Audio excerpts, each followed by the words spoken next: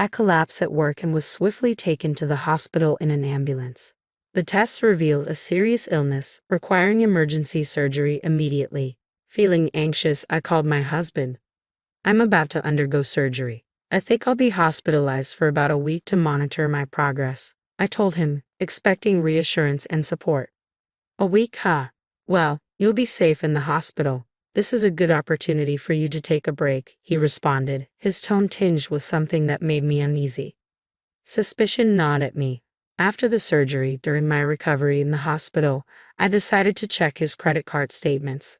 What I discovered shocked me. He had taken advantage of my hospitalization to travel abroad with his mistress. I was furious. Determined to confront him, I focused on my recovery with remarkable speed. I couldn't wait to see the look on his face when he returned from his trip. My name is Nancy, and Tom and I have been married for a decade. Lately, our relationship had grown indifferent, as if we were merely coexisting. With no children, we both worked hard, and money was never a concern. I had believed we would peacefully retire together. However, Tom had been acting strangely for a while now. He suddenly cared about his appearance and started dressing in expensive clothes and visiting trendy salons. Where have you been getting your hair done lately? I asked one day, noticing the change. It's none of your business, he snapped back defensively. His late nights at work or on supposed business trips had become more frequent. I hadn't paid much attention until I noticed the scent of perfume on him when he returned home late. This suit smells like perfume, I remarked one evening, catching him off guard. Oh, there was a woman next to me on the subway, he stammered, his excuse unconvincing. His behavior painted a clear picture of infidelity, and I was ready to confront him as soon as I was able.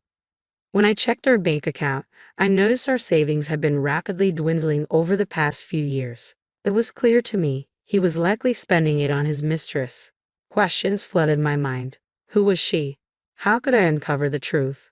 And if he was indeed cheating, what should I do? As I grappled with these thoughts alone, my appetite waned, and I sank into a deepening depression. Then one day at work it all became too much. Nancy, are you all right? My colleague's voice seemed distant as I began to lose consciousness. The next time I opened my eyes, I found myself in a hospital bed. The doctor explained that stress, likely exacerbated by Tom, had caused my collapse. Further tests were recommended, and I reluctantly agreed to stay overnight. Unprepared for an extended hospital stay, I called Tom immediately. Hello, Tom. I collapsed at work and was taken to the hospital by ambulance.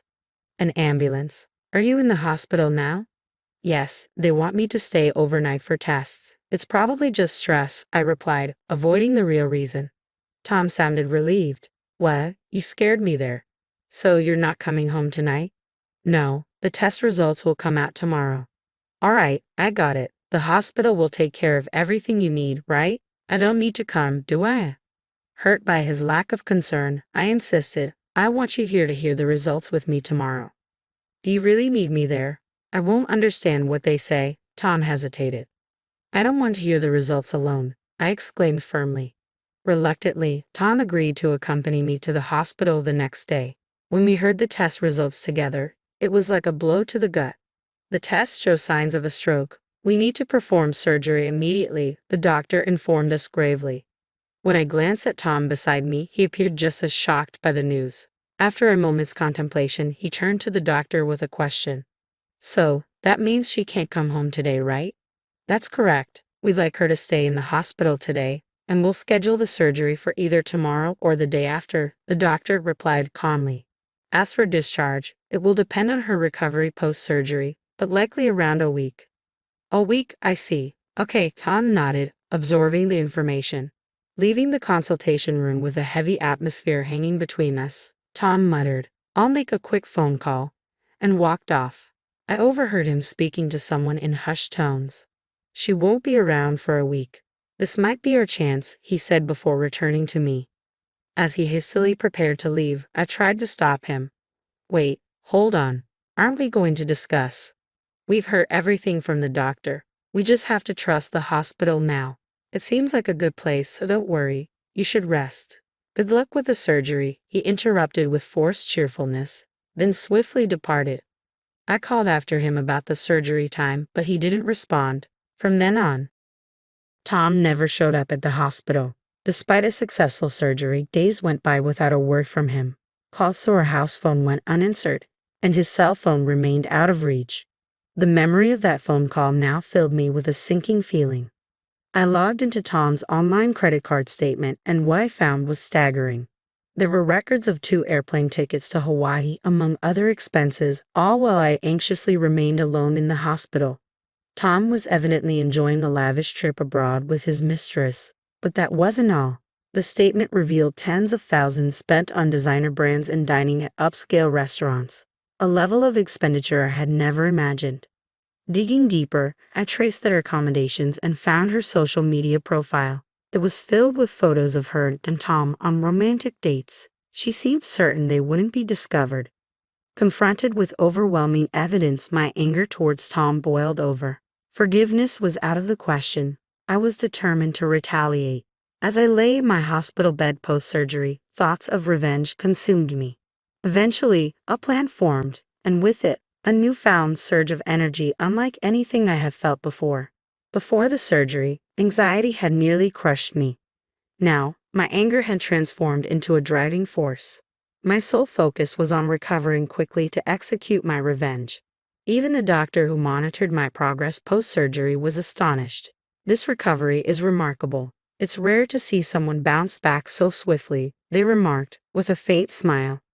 "I have something urgent to attend to, so I'd like to be discharged as soon as possible," I informed the hospital staff, determined to accelerate my recovery. Miraculously, my progress exceeded expectations, and I was discharged earlier than planned. I chose not to inform my husband of the change in discharge date. There was no point. His phone would likely go unanswered anyway. Besides, I had no time to waste. I needed to prepare meticulously for my revenge. The first time Tom contacted me on my cell phone was on the original day I was supposed to leave the hospital. "Nancy, I just went to the hospital, and they said you've already been discharged." Yes, my recovery was faster than expected, so they let me go early. "You could have let me know. It seems like my phone was off. My bad. Okay, I'll head home now." An hour later, Tom called again, clearly agitated. "Hey Nancy, what the hell is going on?" "What do you mean?" "Don't play dumb. Our house is gone." "Oh, you've noticed. I don't need it anymore, so I've cleared the land and put it up for sale. It's in a great location, so it should sell quickly." "What the hell are you talking about? You can't just sell our house. It's marital property."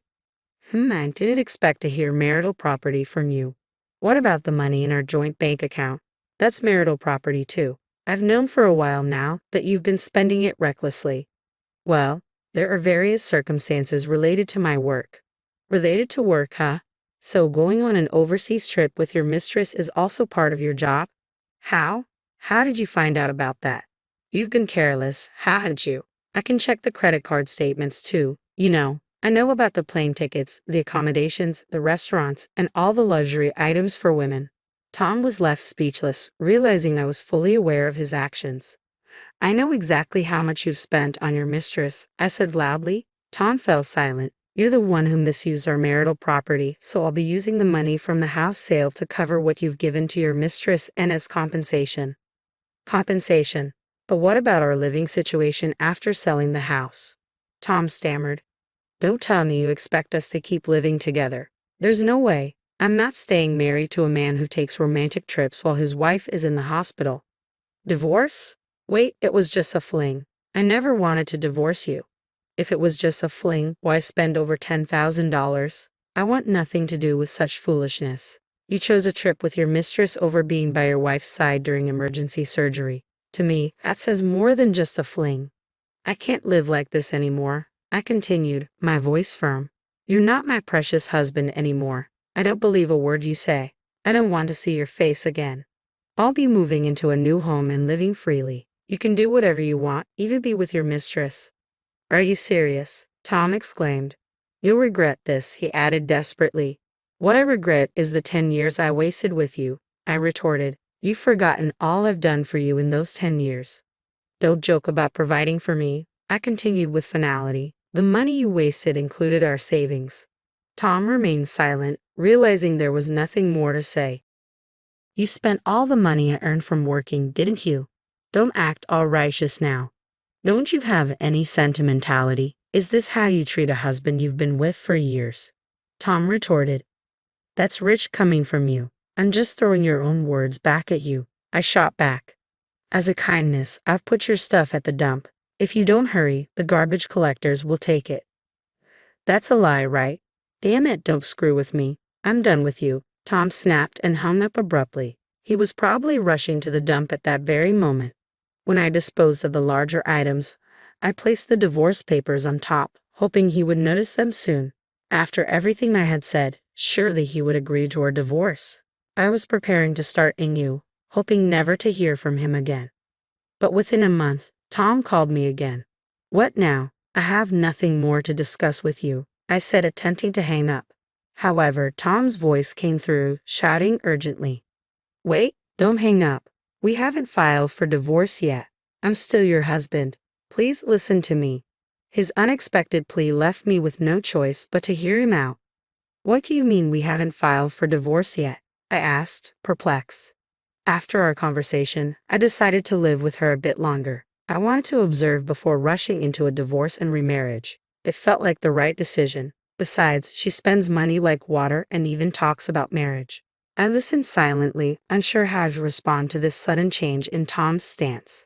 I want to be a homemaker, but even with a ton of savings, it won't be enough if I marry her. I knew that even before you two started living together. I'm surprised you didn't notice her spending habits after showering her with gifts, I replied, incredulous. Tom, sounding oddly impressed, said, I see, Nancy. You're solid. From what you just said, I'm certain you're the only one who can be my wife. Excuse me, I couldn't believe what I was hearing. Nancy, let's start over. You've been sick. It must be scary to be alone, right? Was this guy an idiot? He wouldn't understand unless I spelled it out for him. I took a deep breath and raised my voice. Scary? How dare you say that? The most scared I've ever been was when I was alone in the hospital on the day of my surgery. Even when I was trembling with fear before the surgery, even when I was enduring the pain afterward, you weren't there for me. I'm really sorry about that. I wasn't thinking straight. It's not just that time, is it? After all this cheating on me. How can you say that? A lot has happened, but I can't do without you. You feel the same way, don't you? That's why you've been with me for 10 years, isn't it? Stop talking nonsense. I'm certain that I can't continue with you after what happened, I said firmly. I can't even imagine spending my life with someone I can't trust. So you don't want to give it another try? No, not at all. What about my feelings? My affection for you disappeared a long time ago. I still had feelings for you as a family member and thought we could spend the rest of our lives appreciating each other. But you trampled on those feelings. Tom fell silent. I left him with these final words. But I do have one thing to thank you for. Finding out you were cheating made me so angry that I felt like I couldn't afford to be sick. I decided to level the house and sell it before you returned from your affair. What the hell is that? Thanks to you, I recovered surprisingly fast. Even the hospital doctors were shocked. It seems my anger towards you became my motivation to keep going. So, thanks for that. Nancy, think this is over? No. Go to hell with your mistress. Goodbye. Without waiting for his reply, I hung up the phone and immediately contacted my lawyer. I couldn't stand postponing the divorce any longer. I had saved all the evidence of his infidelity, ready to submit to my lawyer. I was confident the divorce proceedings and the demand for compensation for emotional distress would go smoothly. By leaving everything to my lawyer, I wouldn't need to contact Tom anymore. To ensure he couldn't call me, I even changed my cell phone number. I doubted he would dare come to my workplace, but I had informed my colleagues about the situation just in case. Since Tom's bad reputation was already well known in the office, I believed they would alert me immediately if they saw him and help avoid any direct encounters. Everything proceeded exactly as I had planned. Tom, after hearing from the lawyer, obediently agreed to the divorce and accepted the demand for emotional distress compensation. As for his mistress, she apparently resigned herself to paying the compensation since she couldn't deny the affair. It seems she was ready to remarry Tom once our divorce was finalized, insisting on paying her part of the compensation from Tom's savings, treating it as if it belonged to both of them. At this rate, his savings would be drained in no time. He and his mistress seemed set to continue their irresponsible relationship, and I could see that Tom was headed for a tough time. Yeah, I had no sympathy for him. He brought this on himself by cheating with a money-grabbing woman. On the other hand, I managed to rent an apartment of the same size as before using the money from selling our house and the compensation from the divorce. The fruitless 10 years I spent with Tom wouldn't come back, but now I could live my life without being controlled by him. If I ever remarried, it would be with someone who values trust. I made up my mind to follow that principle.